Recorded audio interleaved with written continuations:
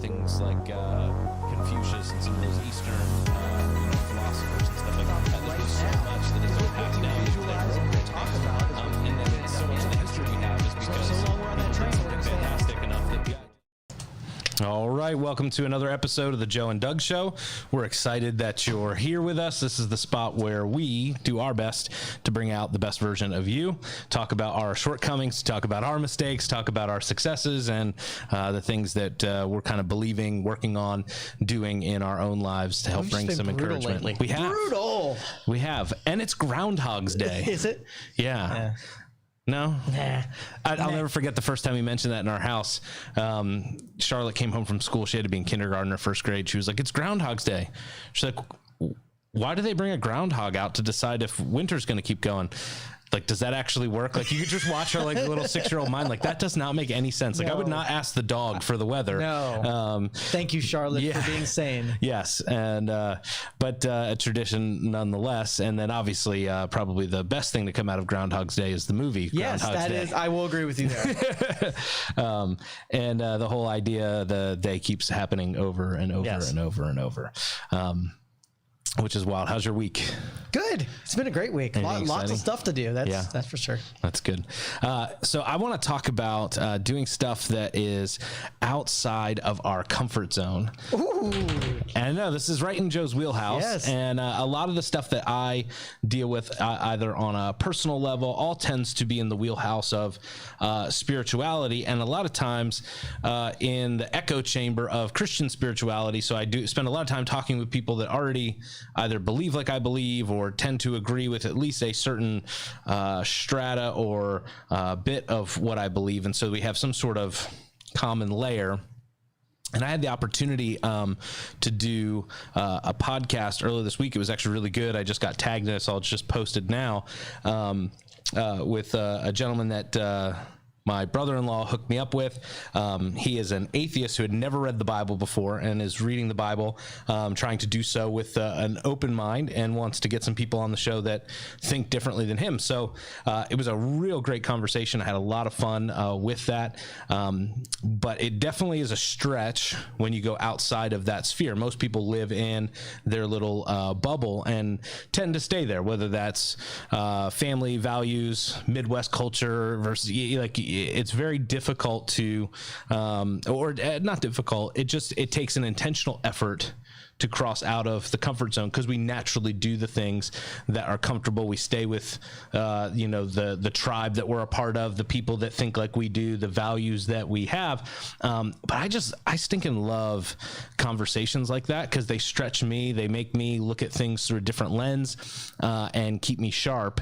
I know this is an area of like, it totally like tickles your heart. It does. It does too. And you love being the guy outside the grain, getting in the uncomfortable stuff that I shouldn't be in this conversation, but I'm going to have this conversation. I shouldn't be a part of this. Favorite. Yeah. It's your absolute favorite. So for everyone else, what do you do with those type of things? How did you get to that spot? Have you always been kind of that way, a rebel in that sense? Like, hey, I just want to rub the grain and go, everybody else is going that way, I'm going to go this way. Or is it something you had to be more intentional about and work towards? Because I do think the natural progression for most people is to surround themselves with people that think like them, value the same things they value, and they tend to live in that bubble. And that's true for Christians, Democrats, Republicans. I think it's part of the reason we're having this huge divide in our country right now. Like, everybody's kind of retreated to their corners, and nobody's crossing the aisle with any type of actual open mind. We cross the aisle to say that we cross the aisle so that we can score points, but whether that's politically or religiously or otherwise, but to genuinely have a conversation, human to human, genuinely share ideas and share tasks and do something with somebody that you may adamantly disagree with, but you find one bridge of common ground. Talk a little bit about that. Sure. So, I mean, we talk all the time about like what you should do, and we usually throw this stuff around like it's an easy thing to happen. So I'm really glad you asked this question, because in the mechanics of things, it might be a little bit harder than you suggest. Because here's basically what happens. From the time I was a kid, I did this, and I lucked into it. It wasn't something that I did on purpose. There was no intentionality. I am so glad that I started learning in this method. I'm an experimenter, right? So I want to build something, and as soon as I built it, I want to see what it is, what I thought it was, right? So if I said, hey, this is a strong thing, well, you don't know it's a strong thing until you punch it, right? Or you blow it up, or you bring some friction to it. And I love doing that. I love being able to test my own experiments. So then that kind of transition in pretty much everything. I don't really believe it's a thing until that thing's been tested, right? Because you could call yourself a Christian, you could call yourself an athlete, you can call yourself whatever, but until you get in against another athlete, you're like, well, the first time I wrestled, oh my goodness, it was so bad. Like we practiced and practiced and practiced. We threw each other around in the gym, and I was like, yeah, I'm gonna get on that mat. It was over in like 2 seconds, and I was like, what just happened? What just happened? And I was like, oh, maybe I'm not as good in that moment as I thought. But the practice for me is I'm at my absolute worst when I get comfortable, and I'm destructive when I'm comfortable. I get bored when I'm comfortable. I start questioning things when I'm comfortable, and like I said, it destroys when I'm in that mode. I think that's true for most people, though. Most people, comfort kills, but we all strive for comfort. Nobody's like, you know what I'd like to be today? I'd like to suffer. Like there's nobody who wakes up and is like, I'd really like to be uncomfortable today. Most people are like, I kind of want to be in the groove. I want to be in the pocket. I want to do what comes natural, what comes easy. But if you do that, you'll position yourself, and you'll never do. The only way to grow is to have some discomfort. The gym is not always comfortable, especially the next day. Sometimes requires Tylenol. Your muscles have experienced uncomfortableness, but why? Because they're growing and they're getting stronger at doing the tasks you put them through. But here's the way to do it, though. And the reason you create so much uncomfort when you do this is you're not spending surplus, you're spending deficit. So when you find yourself in the gym, right, you're already at a disadvantage, and it hurts a little bit more. Me, if I get one little thing of surplus, I go and spend it. I don't like to accumulate surplus. I like to put it out there. And so think about what I'm doing. Like if it doesn't work out, I didn't spend something that I needed, right? House money. Exactly. Yeah. No, that makes a ton of sense. But I do think for a lot of us, if we're not careful, we'll end up. You needed water. I do need water. Thank you. I almost asked him for the beginning of the show, and then we were on, and I had to make sure my phone was off so they didn't yell at me. But I think for a lot of people watching, the struggle is, we don't want to be uncomfortable. We don't want to cross the aisle. We don't want to do stuff. We'd rather stay in our pajamas. Like that's just more comfortable. And to make an effort to go across the aisle, to do something different, is something that for me, I find in the religious and spiritual spectrum can be really difficult. And why I say that is because in some circles, especially in Christian circles, you have purity tests. And so, you shouldn't associate with these type of Christians because they don't actually believe.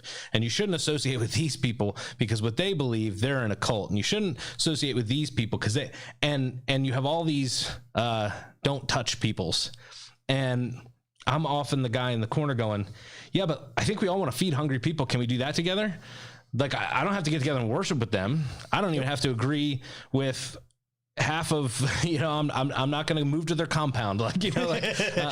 You're safe from being entered, right? But at the end of the day, are there those common bridges that we can say, you know what, let's put our swords down, and this is something we agree on. And where I've actually learned this the most, in 2016, I had the opportunity to go to Israel for the first time, and I was exposed to, I had met Jews here in America, but I was exposed to a whole different idea and concept, and I met practicing Jews and Orthodox Jews and everything in between, and everybody has a different level that they kind of practice at, and I made several key relationships with people that they don't believe what I believe. Like we fundamentally disagree on Jesus, which is a pretty big thing in the Christian world. 95% of everything else we're pretty similar on. So there's a lot of common ground for us to work on, theologically, ethically, morally. It's why we call them Judeo-Christian values for a reason. They tend to stem from the same book and same concepts. And as I built some of these relationships, I had moments where I realized like, oh, I just stepped on a landmine. I shouldn't have talked about that, or I should have talked about that, but in a different way. Like I wasn't respectful with that because I didn't know what it meant. and vice versa. And a rabbi friend of mine has been to the church. I don't know if you've been when he spoke, but Rabbi Pesach Walicki he lives in Bet Shemesh, and we've built this relationship. And he spoke at the church a couple of times. He's an Orthodox Jew. We separate on some things theologically, but I will tell you, my relationship with him has made my faith so much more rich and valuable. And we have been able to partner with organizations like Blessing Bethlehem and others that do some really great stuff to feed people in Israel and Bethlehem and elsewhere, that does good work. And it's like, I don't have to take a theological exam. I don't have to take a dissertation to cross the aisle and do what God has asked us to do. Right. And so many people get hung up on that. Particularly, we see that right now in politics. Like, a Democrat is never allowed to agree with a Republican. Like, that's just, you can't do that. Like, the party will execute you and banish you to nothingness. And you see good people getting out of politics, right? I think of people like Trey Gowdy and some of the others that I look at, and they're decent people. They're principled. They got into it for some of the right reasons. They're not, and there's nothing we can do. Like, you can't, nobody is willing to cross any aisle. And it's just not a world I want to live in. Like, we have to be able to collaborate and create and come together, because there's things we have to offer each other where we may not agree on a whole lot, or we may agree on a lot, but if we're not willing to cross an aisle, a chasm, whatever, and have a conversation like Mitch and I had, or to do some work together like Rabbi and I have, my life is richer because of those things. My faith is richer because of those things. And I think people miss out when they live in those bubbles. Yeah, but I don't think that we're really good at being, in disagreement. I don't think we just have that. Mm-hmm. We search so hard to find how we're not the same, right? And then we take personal insult to being different than other people. And honestly, I know that you and I agree on this. If we read in the news tomorrow morning that Washington, D.C. was swallowed in a hole into a volcano, we would say, yeah, they probably had that coming. Yeah, I wouldn't wish that on them for anything. And, he has to say that I don't. No, genuinely, I think right now the discord and the vitriol is just so deep. It is. And the mistrust and all of that, and there has to be a place of goodwill and camaraderie. Well, it has to get you somewhere. Like in politics, it doesn't get you anything. Right. It's a disadvantage to play from that deal. As long as culture supports the other way, then that's what you end up getting. So people like you and I, that I don't go into a room knowing that I'm going to disagree and find out that my goal is to make them different, right? That's not my sole objective. I'm looking to learn from someone who does not agree with me, and I draw so much more out of it with that insight. There's a scripture that says God gives grace to the humble and he brings low the proud. And I think that humility of being teachable and walking into the room, and even when you're the expert going, I'm going to learn in this room, that's a different kind of way to walk into a room. Most people, or even a conversation for that matter, how many times do we get into arguments with our spouses when we're just trying to be right? We're not actually trying to listen or learn anything. We're just, I need to end this. This is where we're going. This is what we're doing. And I tend to apologize a lot. I don't know if you do, but I do. No, we've stopped arguing like a while ago. Yeah, we have the funniest arguments. They're so broken. We don't even get anyway. But it's true though. Like a lot of couples and a lot of people are just looking to enter the conversation to win, not to advance. And I think I'm far too pragmatic to worry about winning an argument when I look at the world around me and I go, this is broken. Those people are hungry. Those people we can't fix that. We need to fix this. Like, why am I going to worry about who's putting a jersey on? Like, if we're on the same team and we're fighting the same enemy, like, let's go. If you're not, you may not be for me, but you're not against me. So like, let's just keep moving in that direction type deal. How do you, because I know you do this quite frequently, and some of it you have to do carefully and cautiously. How do you navigate in today's business world? Cancel culture is a real thing. I know people will say, no, it's not. It is a very real thing. How How do you navigate that? Because obviously you have beliefs and convictions. I have beliefs and convictions. Some of those things are non-compromisable. Like, this is who I am, and this is what I believe, and this is what I'm going to hold on to as true. But we live in a society where some of the values that are held put you at a disadvantage, to use your word, in terms of the business world, social media, all of that. So how do you navigate that in a world where you're trying to bring value to other people, you're trying to bring products to other people, you're coaching other business leaders? Some people would say, well, just leave politics out of it. Don't even leave religion out of it. But some people, those values inform every decision they make. So how do you do it in a healthy way that's going to let you play on the field, but not compromise who you are? Yeah, so I don't go in the field thinking that I'm going to go wield some master education that somebody needs. So I keep a lot of stuff to myself. I still behave and guide myself, and you won't ever see me personally compromising it. But if I'm in areas that things are outside of my control, I might tolerate a little bit more instead of, busting some chops, because that's just not my place to do. Or, saying, you shouldn't be doing that kind of a thing. Yeah, well, I mean, I think there's certain things you can control. And I use this example on Mitch's podcast. At the end of the day, if I go into somebody else's home, I'm not going to start walking around their home and telling them, well, you need to redecorate this. You shouldn't use that language. Like, it's your house. Like, you can do whatever you want in your own house. Just don't come to my house and tell me how to do those things. But it's when we're outside of those homes and we come into a business, or we come into a church or a school, or you get into some of these places where you have a melting pot of values and ideas, both political, religious, cultural, moral. I mean, we have this melting pot of kind of ideas and values. And when you're in a position where I can't compromise that, I'm not going to move off that, and somebody else is not going to move off that, where do you find the middle ground, or do you not? I always yield if I can yield, because some fights are worth it, and some fights I'm not going to do anything with. And so I have a couple people, especially in this area, who want to hate me so bad. They're your biggest fans? They don't hate me. They really want to hate me, but they dig through the reason that they want to hate me, and they never find that reason. And it's because I will never act like they want me to act in that deal. So a lot of it's set up where you get positioned in a part where you're going to respond a certain way. And when you take a pass on and you don't respond that way, then you don't give ammunition to those people to have hatred toward it. Because mostly it's, those same people that, are on the other team, and, that will hold that against you if you don't believe exactly what they believe. They have a narrative in their head. They're trying to put you in that narrative. If they can't, then you're like in this neutral, weird zone. Yeah, I think my knee jerk is always, there's got to be ground that we can agree on, even if it's a tiny little shred of something. Like, I want to find that, and then I can build from there. I don't want to start with, our major conflict is this, and that is like key to my life and world and key to your life and world.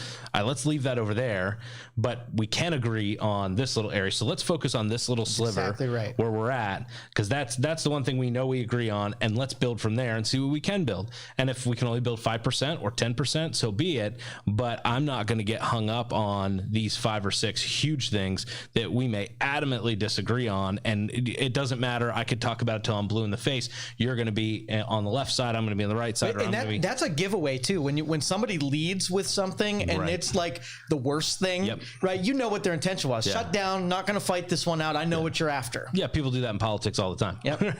They lead with the bill that they know the other side's not going to vote for. Right? Yeah. A school needs a levy passed, right? And they say, we can't do this levy. We're out of money, right? So what do? They're like, buses, you can't get your kids to school. Boom, right? They didn't cut out the copier paper, the waste over here. They went right to something they knew would get you. Yeah. That makes sense. I mean, if you're trying to win the argument, it's exactly right. That makes sense. The play. And that's totally the quote unquote card to play. I just think there's got to be more pragmatic people out there. You and I have often talked about the left and right politically. There's got to be like a common sense party in the middle. There's got to be some people you could pull that out. I mean, if you've seen some even like really partisan people, but you put them in the room with someone who's their equal on the other side, and tamps them down a little bit. It's only when you get the echo chamber and you don't have the dissenting view that they're able to just spout off without anybody calling them on anything. And I think that balance is what we need. I think it will draw you some reasonability out of people who would otherwise not be reasonable.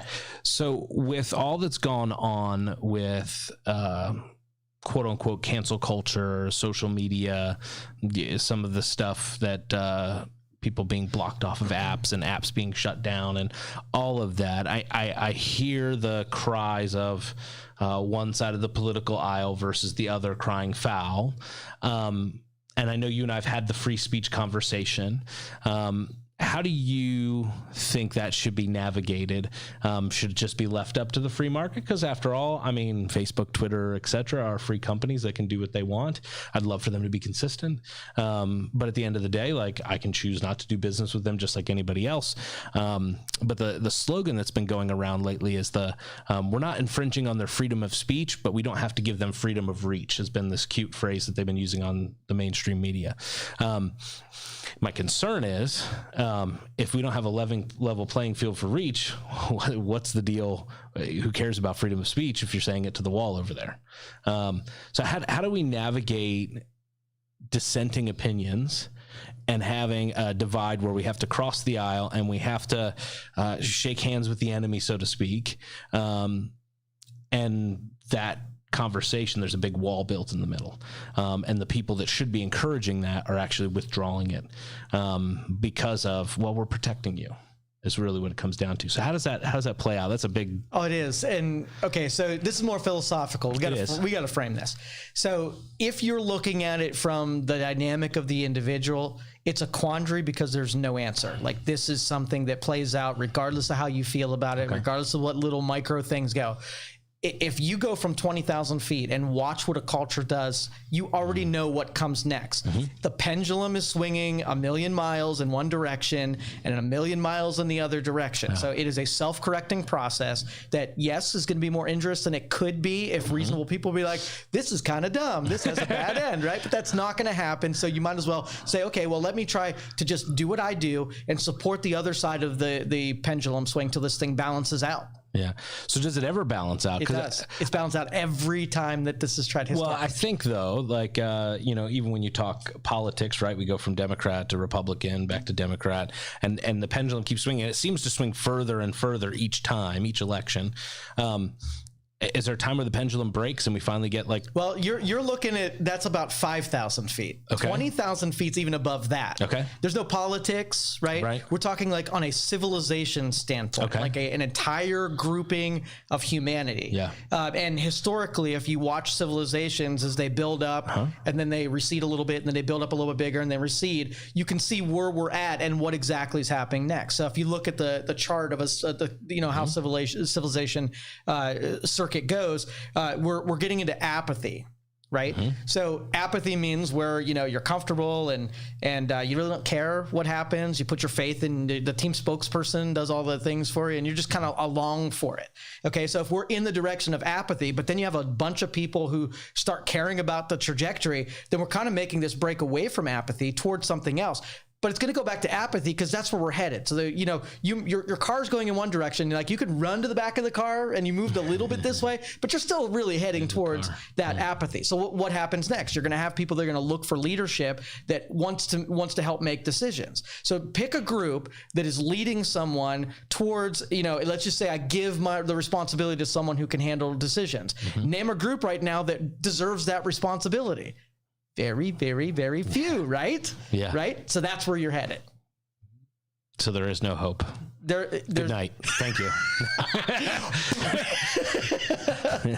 No, but there are some people that genuinely feel that way. Like, I've seen a couple of memes on Facebook and stuff, and things are like 1776 to 2021 has been a good run, stuff like that. Just 4 years ago in 2016, you had Democrats saying the exact same thing. Exactly. And so I guess my concern is there has to be a break from this where there has to be a group of people, there has to be reasonable Or do they just not exist, Joe? Am I really overly optimistic? Usually the thing is that we have some kind of major thing, and then it comes together and it sticks together for a little while. We had great things happen, right? We had big traumatic things happen. We came together for like 30 seconds before we divided back out again. Yeah. So the big ones aren't going to matter. This is going to take something bigger than that for that to happen. It's not going to be human touch, I'm telling you. Yeah. Do you think it's I'm going to go in a different direction, but do you think the dissolving of the nuclear style family, in the sense that, Christmas, Thanksgiving, when you got together with, family, I would get together with my grandparents, all my aunts and uncles, my cousins, and not everybody voted the same. Right. My dad and my grandfather, his father-in-law, they had plenty of disagreements. My dad was like kind of living with Rush Limbaugh, and my grandfather was a Clinton Democrat. And so you sat the two of them after Thanksgiving dinner, and my mom was like, please God, let's leave. Because they would go at it. And I think I don't know if they both liked it, but they would have their conversations, and they didn't care for each other's opinions. But we haven't, I remember hearing as a kid, oh, we don't talk about politics, religion, you don't talk about that stuff. We're just supposed to get through the meal without fighting. The goal is to just survive the meal without anybody getting stabbed or thrown out or whatever. Such bad advice. Right. So bad. But that's across the board. Everybody wants peace, and it's not necessarily peace, but they want peace.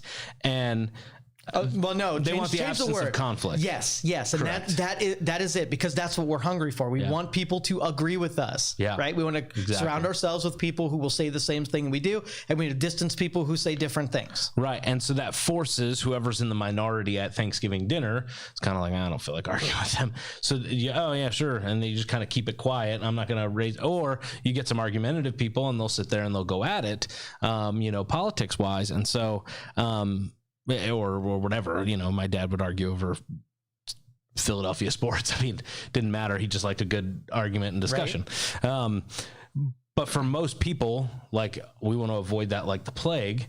And so we stay as far away from that, but it's really put us at a disadvantage when there are hard things that we have to discuss that we totally disagree on. Yeah, it kills marriages. So many people don't have the difficult conversation with their spouse because they want to avoid the conflict. So they run from the conversation, or they just have a big fight and don't really solve anything. They just yell at each other and they go back, and they didn't really deal with the issue because we don't know how to have the tough conversations with people we don't think don't agree with. And that's because we keep avoiding them. So how do we start having more conversations with people that are just in a different lane than we're in, and do it in a way that's constructive, civil, etc.? What creates a hunger for something? Like if you mentioned nuclear family, we know that's good for everybody's success. It changes trajectory. Is there a hunger for it? Is there a hunger for not it? We want to destigmatize not having a nuclear family. So what then makes it beneficial is it's a rewarded thing versus something else. And so far, everything that would be good for us is being disadvantaged. Right. So I don't think there's anything. Close the book again. See, I'm just... I'm going home. Podcast's over. We're done. All right, I got to shift this up. I got to argue with myself because I'm disappointing me. No, but I can't say that I don't share your sentiments in that, because culture disadvantages all the stuff that statistically we know fixes things. So what does? Let's not make it rhetorical where I just answered my own question like we're screwed. Let's just say, okay, what can you do, individuals, to create the hunger for things that are good for us? Yeah, I that's a great question. How would you like to answer that, Joe? First you. No, I think you have to be willing to go first. You have to be willing to take the hit on the chin. You have to be willing to step out of the you just have to be willing to do it first. All right, so let's give an example. Let's pick the next holiday that everybody's going to get together. Let's pretend Thanksgiving is the next one, because I don't know if it really is. Thanksgiving is, and you want to have a debate. You don't want to be a dick. You don't want to bring something up that you know is going to cause an argument. So you're going to have 8 months to sit around thinking, if I were to bring something up, not necessarily going to be fans of this, but we're going to be made better and more whole out of something that comes out of my noise hole. What's that going to be? I don't know. I mean, this Thanksgiving was right after the election, and people wanted to kill each other. Like everybody likes kittens. Can we start with kittens at least? Smelly cat. Oh, no. Go, friends. I knew it. We're gonna start some kind of argument. Kitten. No, I don't like cats. No, and it's so tough because we have those opinions, but I think the first thing that we have to do is we have to realize we're all in this boat together, and I don't think people believe that. Like I'm in my boat, you might be in that boat, but we're not all in the same boat.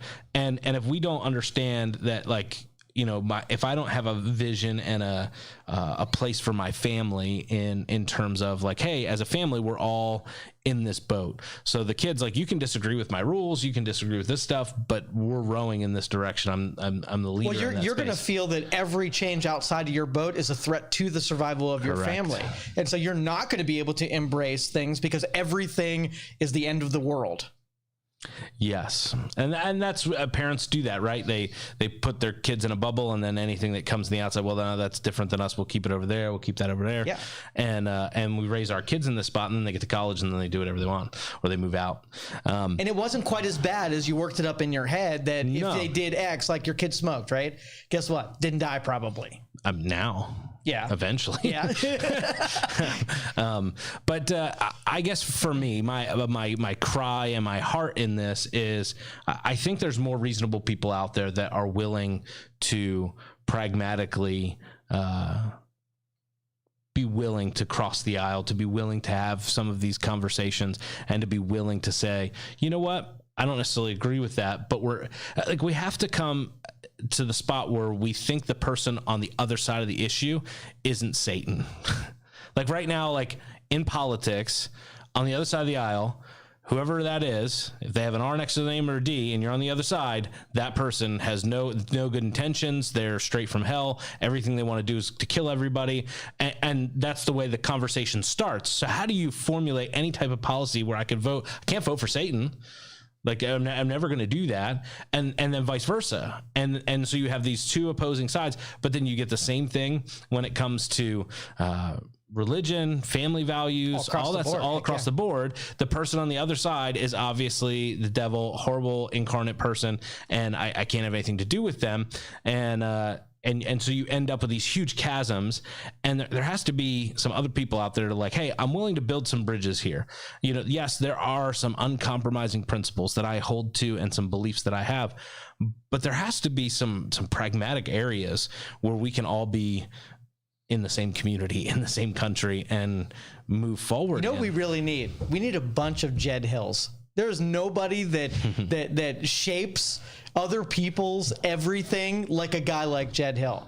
Someone that's badass that just shows up with ripped and a gun across them, right, to make shit go down. Rambo Hill. That's what we need. We need Rambo Hill to this. Because here's what I know about people, at least in America. Yeah. The best way to inspire them, right, is to tell them they can't do something. Like tell them something's going to be taken away from them, and they'll be all about it. Like when my kid was 5 years old, he would not play with a toy until another kid came over here and expressed interest in something that was his. Then it was the most important toy. It's sort of like that. So we need a badass to come in here and play psyops against people and get them, doing exactly opposite of what they're doing now.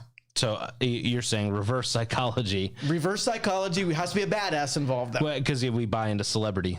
We follow the leader in the room. Yeah, so because idealists, that you just have a guy that's honest, right, that's trustworthy and exhibits everything that you want to be, and people just follow that person. But that's not exactly what's happening. Yeah. No, it's not. We're following the worst versions of ourselves. Unfortunately, I think sometimes we get what we deserve. I remember saying when Hillary Clinton and Donald Trump were the two candidates to pick from, I said one is the worst of politics and the other is the worst of culture. And God's like, have it your way. Take your pick. And I was literally like, you get what you deserve. And, I may happen to agree with one on policy over the other, but, for the most part, like when you look at their character and their track record and their history, it was like, this is everything we hate about politics. This is everything we despise about culture. And all right, have your choice. So we know that we're screwed, and we don't know what to do about it. That's really what this podcast is called. The title of it. We're screwed, and we have no idea what to do about it. There is no hope. May God have mercy on your souls. Oh man. No, I think the thing to do is we have to be willing to put our swords down and turn them into plowshares, as the Bible says, and walk across that aisle and say, look, I'm not going to shoot this direction anymore.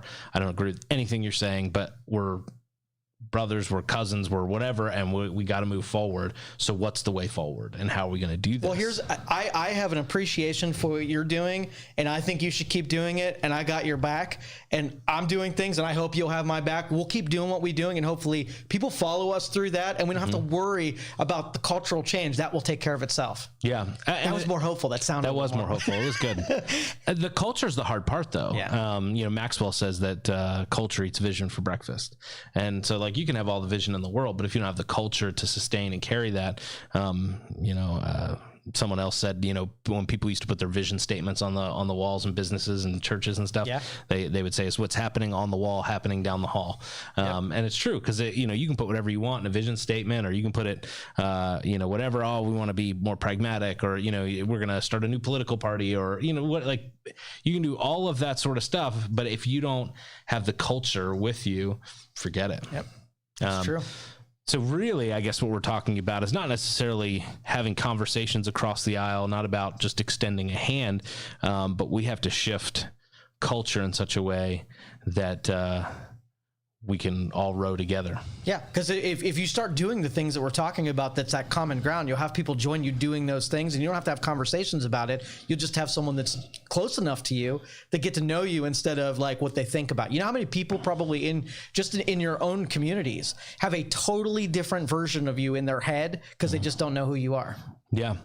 Well, and culture all comes down to the heroes we celebrate, the stories we tell, and the values we share. So we have to look at those things, and we have to start telling different stories. We have to start having different heroes.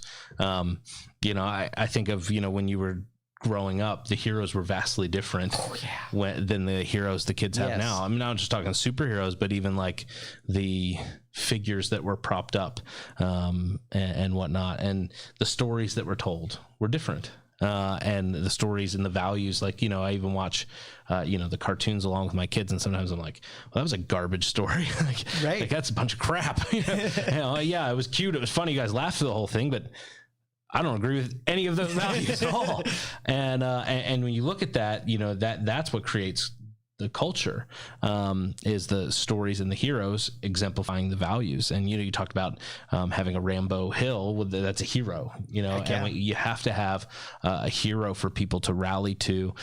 In that, it's just the way that we're built, it's the way that we're designed. You see it in scripture, you see it throughout history. People are always going for the hero. Yeah, you even look like the shows that I used to watch in the 80s, and those characters did what you did, was exhibit those, I might die, but I follow my principles right to the grave types of thing. And I bought hook, line, and sinker into that when I was a kid. That's what I wanted to be. So you think now, like what you're saying, that a kid that might not have that same kind of like philosophy where a principle's cool until it becomes inconvenient, and then it's no longer a principle, right? Yeah. People are as loyal as their options. I mean, that's really what it boils down to. Like, well, we're loyal to our principles until a better option comes along. That's it. We're loyal to our company until a better job comes along. We're loyal to our community until it's better to live somewhere else. And I think that kind of mentality it hurts culture. It doesn't let culture dig deep roots. Yeah, you can't build on that. You really can't, because as soon as you have something good on it, there's no. So I think we answered our question. We did, in the weirdest way possible. We did. We went no hope, no hope, no hope 3 times. But this is the way that you talk things out, right? Yeah. This wasn't like something we had on a whiteboard before and we knew the answer. We talked through a major problem. We solve a world's problem. I love it. So I think we're going to make a children's book. Yes. Or a cartoon series. We have to do something to shift culture and it's shift baseline with the values that are reinforced with our kids. And it's why, it's why you have the big debate about charter schools and, homeschooling and public schools and all that stuff, because, parents are concerned about the values that are reinforced. And so I would say, and maybe I'm wrong, some of it's philosophy, some of it's values. A very small portion of it is education. Most of it is the how and why we think the way that we think, not necessarily the facts that are taught, if that makes sense. Well, your podcast this morning, you came across someone who is hungry for knowing something they didn't know, and you filled it in perfectly without, if you went in there and punched them in the mouth with stuff, then you would have just turned off that hunger. And there's no need for that. Like we knew we were coming from different spaces, and so I didn't have to, like, there was no need for me to disagree. Like we said up front that he's the pastor of a church. I'm an atheist. And we're gonna have a discussion about the Bible. That's beautiful. I love that can happen. And it was a great conversation. And he was very upfront. Like, I'm not gonna ask you a lot of any gotcha questions. And if it comes across that way, apologize in advance. I'm trying to navigate this. And I thought it was a real honest broker in that conversation. So what do you want to bet that some people who we sort of have as our staunchest enemies will one day like come around and be an ally? What's the chances? I don't, because you would have pegged him as somebody, if not knowing it before the conversation, as someone who you would not be able to get along with. I disagree. You think so? I can make friends with anybody. Oh yeah, you can. That's one of my strengths. You can. I really work hard to find that, whatever that sliver of common ground is. Even if we disagree on 99%, I want to find the 1%, and I'll hang out on that 1% until it becomes 2. But I find that I make more enemies of people that are in my corner than those that are diametrically opposed to me, because I won't measure up to their purity test, because, well, you cross the aisle and talk to that person, like, well, you should have told, I could hear, well, you should have told him this, this, and this.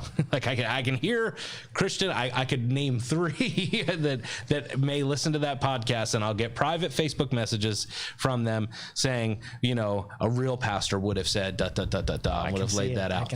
And so I get more friendly fire when I do stuff like that. I got that with Rabbi. When I brought Rabbi into church, I had a couple people that were very uncomfortable with that because, well, he doesn't believe in Jesus. And I'm like, I understand, but we agree on the Old Testament, and he's going to teach us some powerful stuff on this, and he makes my faith richer because he teaches this. And yeah, that's a big part of my faith. But this stuff over here, like, we can hang out all day in that space, and there's a bunch of stuff that we can do and that we cross on some of this stuff.